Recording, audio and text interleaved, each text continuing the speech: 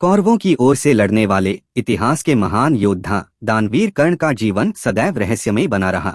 वैसे तो कर्ण को दुर्योधन का परम मित्र माना जाता है, लेकिन उनके चरित्र का वर्णन सदैव इतिहास की महान हस्ती के रूप में किया गया है। महाभारत एक ऐसी पौराणिक कथा है जिसके बारे में आपने बहुत कुछ देखा, सुना और पढ़ा होगा। इसके कुछ किरदार ऐसे हैं जिनको आज भी लोग अलग अलग मौकों पर याद करते हैं। उन्हीं में से एक का नाम कर्ण है। कर्ण को उनकी बहादुरी, दानवीरता, वचन और मित्रता के लिए याद किया जाता है। महाभारत के युद्ध के 17वें दिन इस वीर की मृत्यु हुई थी। भगवान परशुराम ने स्वयं कर्ण की श्रेष्ठता को स्वीकार किया था। कर्ण की छवि आज भी भारतीय जनमानस में एक ऐसे महायोद्धा की है जो जीवन भर प्रतिकूल परिस्थितियों से लड़ता रहा। तो मित्रों, इस वीडियो में कर्ण के विषय में उन 12 रहस्यों के बारे में जानेंगे जिन्हें बहुत कम लोग ही जानते होंगे।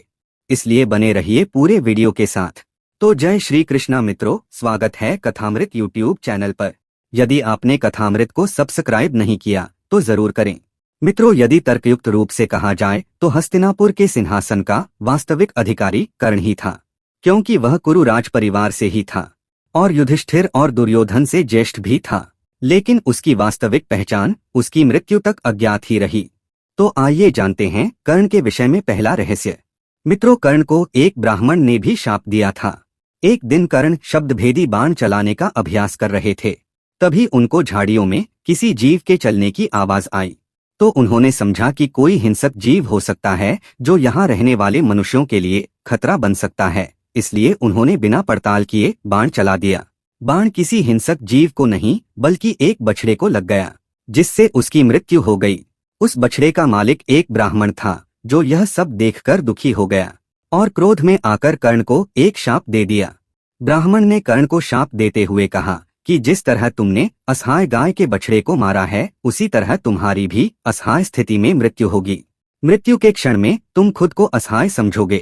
कर्ण ब्राह्मण से माफी मांगा, लेकिन वह उसे माफ नहीं किया। ब्राह्मण कहता है कि अगर माफी चाहिए तो उसे सबसे पहले मेरी गाय के बछड़े को जीवित करना होगा, लेकिन ऐसा करना किसी के बस में नहीं था। दूसरा रहस्य।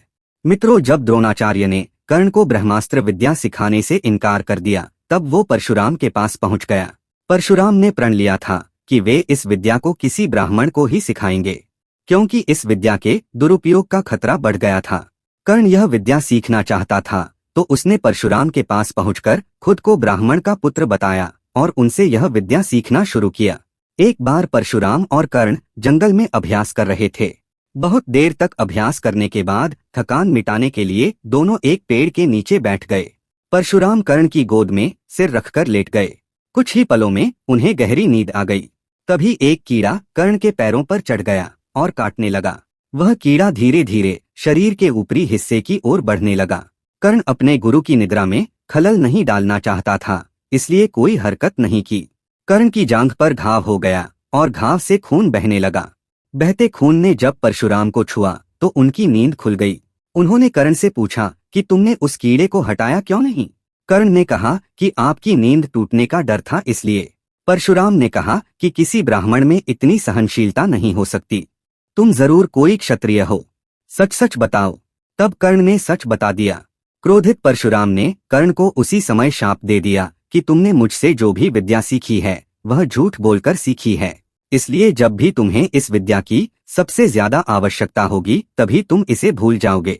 कोई भी दिव्यास्त्र का उपयोग नहीं कर पाओगे। और मित्रों, हुआ भी यही।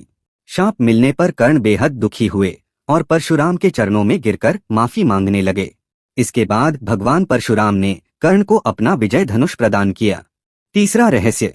मित्रों, कर्ण की मृत्यु का एक और कारण था कि उसे भगवान इंद्र के द्वारा एक दिव्यास्त्र प्राप्त हुआ था, जिसको कर्ण ने अर्जुन की मृत्यु के लिए रखा था।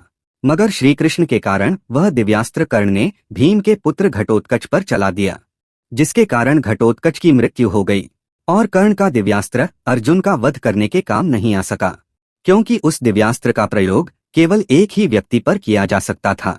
उस अस्त्र का नाम वासवी शक्ति था। चौथा रहस्य। एक बार कुंती कर्ण के पास गई और उससे पांडवों की ओर से लड़ने का आग्रह करने लगी। कर्ण को मालूम था कि कुंती मेरी माँ है, कुंती के लाख समझाने पर भी कर्ण नहीं माने और कहा कि जिनके साथ मैंने अब तक अपना सारा जीवन बिताया उसके साथ मैं विश्वासघात नहीं कर सकता। तब कुंती ने कहा कि क्या तुम अपने भाइयों को मारोगे? इस पर कर्ण ने बड़ी ही दुविधा की स्थिति में वचन दिया। कहा कि माते, तुम जानती हो कि कर्ण के यहाँ याचक बनकर जो कोई भी आया वह खाली हाथ नहीं गया। अतः मैं तुम्हें वचन देता हूँ कि अर्जुन को छोड़कर मैं अपने अन्य भाइयों पर शस्त्र नहीं उठाऊंगा। जानते हैं पांचवें रहस्य को। मित्रों, भले ही कर्ण द्रौपदी से विवाह नहीं कर सका, लेकिन कर्ण का पालन पोषण करने वाले अधिरथ चाहते थे कि उनका घर बसे। पिता की इच्छा को पूरा करने के लिए कर्ण ने 2 विवाह किए। कर्ण ने रुशाली नाम की एक सूत पुत्री से विवाह किया और कर्ण की दूसरी पत्नी का नाम सुप्रिया था। दोनों पत्नियों से कर्ण की 9 संतानें हुईं, जिनमें से उसके 8 पुत्र कौरवों की ओर से युद्ध करते हुए मारे गए। युद्ध के बाद कर्ण का सिर्फ एक पुत्र जिंदा बचा था। वह कर्ण का सबसे छोटा पुत्र था, जिसका नाम वृषकेतु था। जब पांडवों को ज्ञात हुआ कि कर्ण उनका भाई था, तब कर्ण के पुत्र वृषकेतु को पांडवों ने अपने संरक्षण में ले लिया था। 6वां रहस्य। कर्ण दान करने के लिए काफी प्रसिद्ध था। कहते हैं कि कर्ण जब युद्ध क्षेत्र में आखिरी सांस ले रहा था तो भगवान कृष्ण ने उसकी दानशीलता की परीक्षा लेनी चाहिए। वे गरीब ब्राह्मण बनकर कर्ण के पास गए और कहा कि तुम्हारे बारे में काफी सुना है और तुमसे मुझे कुछ उपहार चाहिए। कर्ण ने उत्तर में कहा कि आप जो भी चाहे मांग लें। ब्राह्मण ने सोना मांगा। कर्ण ने कहा कि सोना तो उसके दांत में है और आप इसे ले सकते हैं। ब्राह्मण ने जवाब दिया कि मैं इतना कायर नहीं हूँ कि तुम्हारे दांत तोड़ दूं। कर्ण ने तब एक पत्थर उठाया और अपने दांत तोड़ लिए। ब्राह्मण ने इसे भी लेने से इनकार करते हुए कहा कि खून से सना हुआ यह सोना मैं नहीं ले सकता। कर्ण ने इसके बाद एक बाण उठाया और आसमान की तरफ चलाया। इसके बाद बारिश होने लगी और दांत धुल गया। कर्ण की ऐसी दानवीरता देखकर श्री कृष्ण काफी प्रभावित हुए और कृष्ण अपने वास्तविक रूप में प्रकट हो गए। श्री कृष्ण ने कर्ण से कहा कि वह उनसे कोई भी वरदान मांग सकते हैं। तब कर्ण ने कृष्ण से कहा कि निर्धन सूत पुत्र होने के कारण मेरे साथ बहुत से छल हुए हैं, इसलिए आप अगली बार जब धरती पर अवतार लें तो पिछड़े वर्ग के लोगों के जीवन को सुधारने का प्रयत्न करें। दूसरे वरदान के रूप में कर्ण ने कहा कि अगले अवतार में आप वहीं जन्म लें जहां कर्ण हो। और तीसरे वरदान में कर्ण ने श्री कृष्ण से कहा कि उनका अंतिम संस्कार ऐसे स्थान पर हो जहां कोई पाप ना हुआ हो और जहां पर किसी का दाह संस्कार ना हुआ हो। भगवान को पूरी पृथ्वी पर भूमि का कोई ऐसा टुकड़ा नहीं मिला जहां पहले किसी व्यक्ति का दाह संस्कार ना हुआ हो। काफी तलाशने के बाद उन्हें सूरत शहर में ताप्ती नदी के किनारे 1 इंच जमीन ऐसी मिली जहां पहले कभी किसी का शव दाह नहीं हुआ था। मित्रों, सूरत शहर के बराछा इलाके के लोगों का मानना है कि कर्ण की इच्छा के अनुसार भगवान कृष्ण उनका दाह संस्कार करने खुद यहाँ आए थे। 7वां रहस्य। जब पांडवों का वनवास और अज्ञातवास समाप्त हो गया, तब श्री कृष्ण ने इस विनाशकारी युद्ध को टालने के लिए विराट नगरी से पांडवों के दूत के रूप में चलकर हस्तिनापुर की सभा में आकर पांडवों के लिए दुर्योधन से 5 गांव मांगे। लेकिन जब दुर्योधन ने कह दिया कि बिना युद्ध के सुई की नोक के बराबर भी भूमि नहीं दी जाएगी, तो श्री कृष्ण युद्ध को अवश्यंभावी मानकर वापस चल दिए थे। कहते हैं कि उस समय हस्तिनापुर से बाहर बहुत दूर तक छोड़ने के लिए श्री कृष्ण के साथ कर्ण आया था। उस एकांत में श्री कृष्ण ने कर्ण को बता दिया था कि वह कुंती का ज्येष्ठ पुत्र है। यह सुनकर कर्ण के पैरों के नीचे जमीन खिसक गई, वह अवाक रह गया था। श्री कृष्ण ने एक बार फिर कहा कि हे कर्ण, तुम कुंती के ज्येष्ठ पुत्र हो और तुम्हारे पिता सूर्यदेव हैं, इसलिए तुम्हें युद्ध में पांडवों का साथ देना चाहिए। कर्ण को इस सत्य का पता चला तो नीति मर्मज्ञ कर्ण ने तब नीतिकार कृष्ण को जो कुछ कहा था वह बड़ा ही मार्मिक है और उस दानवीर के प्रति श्रद्धा का भाव पैदा करने वाला है। उसने कहा, हे मधुसूदन, मेरे और आपके बीच में जो ये गुप्त मंत्रणा हुई है इसे आप मेरे और अपने बीच तक ही रखें, क्योंकि यदि जितेंद्रिय धर्मात्मा राजा युधिष्ठिर यदि यह जान लेंगे कि मैं कुंती का बड़ा पुत्र हूँ तो वे राज्य ग्रहण नहीं करेंगे। कर्ण ने आगे कहा था कि उस अवस्था में मैं उस समृद्धशाली विशाल राज्य को पाकर भी दुर्योधन को ही सौंप दूंगा। मेरी भी यही कामना है कि इस भूमंडल के शासक युधिष्ठिर ही बने। अब आइए जानते हैं 8वें रहस्य के बारे में। मित्रों, यह कथा मान्यता पर आधारित है। कहते हैं कि द्रौपदी को महारथी कर्ण से प्रेम था और कर्ण को भी द्रौपदी पसंद थी। स्वयंवर में कर्ण भी गए थे।